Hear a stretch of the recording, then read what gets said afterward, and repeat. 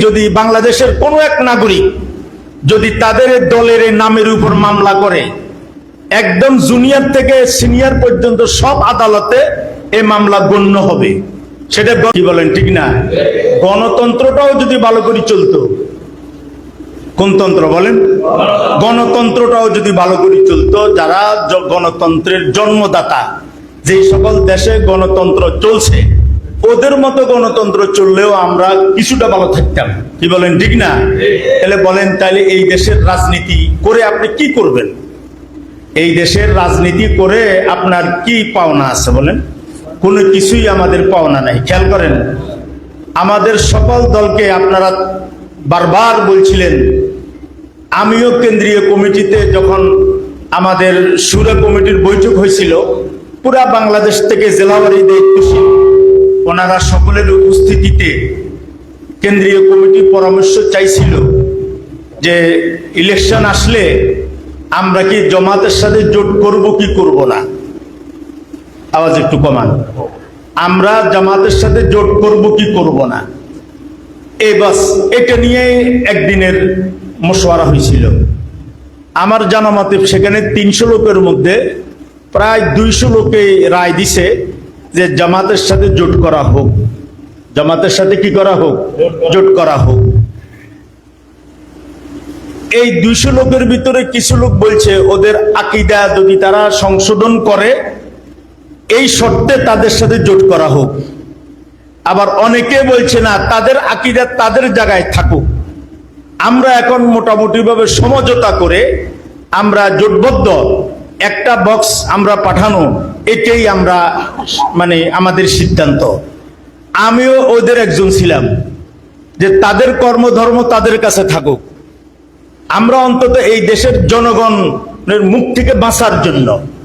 বিশ্ব হুজুর এইভাবে তাকিয়েছিলেন, শুধু জায়গাতে বসা ছিলেন। আমি বলছি যে মানুষের মুখ থেকে বাঁচার জন্য এই দেশের মানুষ মনে করে ইসলামী দলগুলো এক হলে ইসলামী হুকুমত কায়েম হয়ে যেত। তো এদেরকে অন্তত বুঝাবার জন্য হলেও এবারের জন্য আমরা জামাতের সাথে জোটবদ্ধ হয়ে আমরা ঐক্যবক্স নীতিতে নির্বাচন করলে আমি ভালো মনে করি। এ রায় আমি দিছিলাম। পরবর্তীতে যাক অধিকাংশ সুরের সদস্যদের যে রায়, সে রায় মতোই ঐক্যবক্সের রাজনীতিতে পিসা হুজুররা সিদ্ধান্ত দিছেন। কি বলেন, ঠিক না? পরবর্তীতে কি হলো ওটা আপনারা দেখছেন। একজন যাদের নাম জামাত ইসলাম তারা রাখছে। আমি বলি, যদি বাংলাদেশের কোনো এক নাগরিক যদি তাদের দলের নামের উপর মামলা করে, একদম জুনিয়র থেকে সিনিয়র পর্যন্ত সব আদালতে এই মামলা গণ্য হবে। সেটা গণ্য হবে এইভাবে যে ওরা প্রচলিত গণতান্ত্রিক একটা দল, কিন্তু এরা মানুষকে জামাতি ইসলাম বলে তারা মানুষদেরকে প্রতারণা করছে। এতে মানুষের ধর্মীয় অনুভূতি নষ্ট হয়। এজন্য তাদের নামের বিরুদ্ধে মামলা করা দরকার, যাতে করে তারা দল করুক। আওয়ামী লীগ দল করে করতেছে, বিএনপি দল করে করুক, ওরাও জামাত নাম রাখুক, ইসলাম নাম রাখে না রাখিয়া জামাত নাম রাখুক। কি বলেন, ঠিক না? কেন? তাদের আমির যিনি, ওনাকে অপেক্ষাকৃত অনেকেই ভালো বলে আসছে যে উনি অনেক সমঝোতা, অনেক কিছুই, উনি খুব ভালো মানুষ, বড় হৃদয়ের অধিকারী, এই ধরনের কথাবার্তা বলছিল। সেই লোকটা নিজের স্পষ্ট মুখ দিয়ে যেটা ঘোষণা দিল যে না, ওরা ইসলাম মতো দেশ চালাবে না, গণতন্ত্র মতো দেশ চালাবে। তাহলে আমার কথা হলো, তাইলে ওরা জামাত ইসলাম নামটা কেন ব্যবহার করবে বলেন তো দেখি? মনে রাখবেন, নেতার পরাজয় হওয়া ভালো, তবে নীতির পরাজয় হওয়া কিনা ভালো না। নির্বাচন করো, 100 বছরের দাবি আর বাংলাদেশে উঠবে না। এটা আমাদের জন্য অনেক ভালো হয়েছে, আলহামদুলিল্লাহ, অনেক ভালো হয়েছে। এই দেশের জনগণ বুঝে গেছে যে নামের ইসলাম কোনটা আর কামের ইসলাম কোনটা। কি বলেন, ঠিক না? এখন আপনাদের মনে একটা প্রশ্ন থাকে যে আপনারা যদি ইসলামী শরিয়া বাস্তবায়ন করেন তো আপনারা ভোট পাবেন নেই, বলে না? এই দেশে কি ভোটে সবকিছু হবে? ভোট যে দিছে সব মানুষ, ওই যে ইউনূস সাহেব বলছিলেন যে নাতিকে হাতে করে নিয়ে, আপনার ছোট্ট সোনামণিকে হাতে করে নিয়ে আপনি আনন্দের সাথে যাবেন আর ভোটটা আপনি দিয়ে আসবেন বলছিল।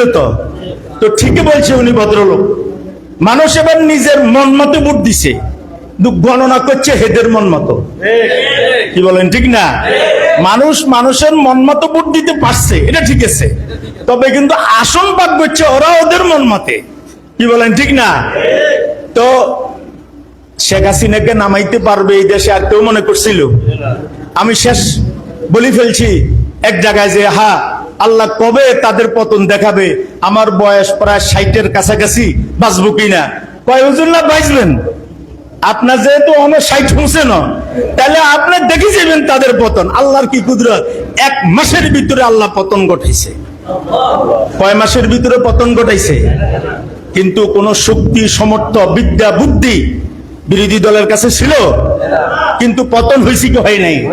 তাহলে কি আগামী একবার কোন টাইমে যে এমন কি হইতে পারে না এই দেশের আপামর সাধারণ ইউনিভার্সিটি, কলেজ, ভার্সিটির সমস্ত ছেলেপেলেরা বর্তমান রাজনীতির উপর বিরক্ত হইয়া যে আমরা ইসলামী তন্ত্র চাই, এরকম একটা আন্দোলন বাংলাদেশে হইতে পারে কি পারে না? ইসলামী আন্দোলন সেটার নেতৃত্ব দিচ্ছে ইনশাআল্লাহ। ইসলামী আন্দোলন সেটার কি করবে? নেতৃত্ব দেবে। এই জন্য আপনারা যারা এখানে আসছেন, আমাদের স্নেহের যুবক ভাইয়েরা, স্কুল কলেজের ছাত্ররা, আমাদের দিন মজুর এবং মেহনতি ভাইয়েরা, আমাদের গুণীজন শিক্ষিতরা, আমার ভাই বিশিষ্ট গুণীজন সলিমুল্লাহ সপ্ত তার তাওবার কথা বলে দিছেন। উনি তাওবাটা করতেও না 24 বছর লাগছে। কি বলেন, ঠিক না? 40 বছর ছিল ভুলে, তাওবা করছে 24 বছরে, তাইলে 62 বছর চলে গেছে। কি বলেন, ঠিক না?